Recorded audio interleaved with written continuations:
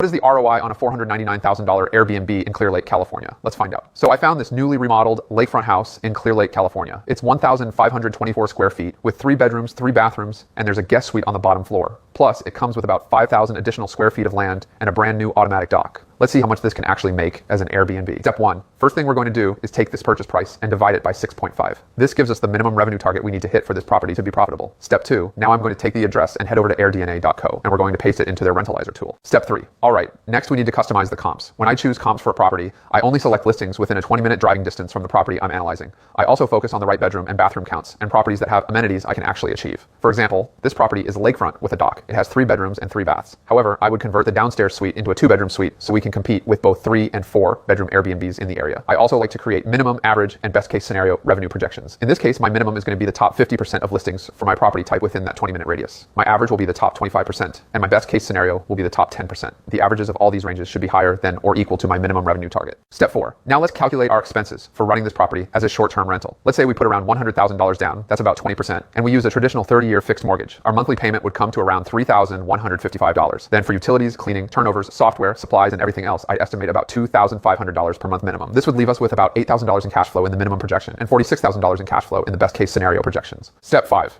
Okay, so now we're going to add the right data-driven amenities to make sure we're hitting those best case scenario projections. We're going to make this room down in the guest suite a convertible room that can be used as an additional bedroom. We're going to do a little landscaping and flatten out some of this land up here to create a platform for a hot tub, sauna, and BBQ area. And we're going to expand this dock to make it wider and add a seating area. All of these upgrades, plus the design and furnishing, will cost us about $100,000 to implement, but it's going to ensure that we're hitting those best case scenario projections and performing in the top 10% of the market. Step 6. All right, next let's calculate how much we can offset on our taxes. The land to building value of this property is about 23%, meaning the depreciable basis will be around $386,000. Now, a cost segregation study usually allows you to accelerate an average of 30% of your depreciable basis, which means we can write off around $116,000 of our taxable income. But we can also write off a portion of our setup costs, like amenities and furniture, against our taxable income under Section 179. In total, we'd be looking at writing off around $196,000. If you and your spouse are bringing in around $600,000 per year, that's about $63,000 in tax savings alone. Step 7. Now let's calculate our total ROI from this property for year 1. First, we have the best case scenario cash flow of $46,000 because we made the updates necessary to be in the top 10% of the market. Next, we have the tax savings of $63,000 from our depreciable basis and upgrades. And finally, this property is projected to appreciate by $25,000 in the first year alone. That's a total ROI of 65% in the first year. We put in $214,000 and got $118,000 in value in return.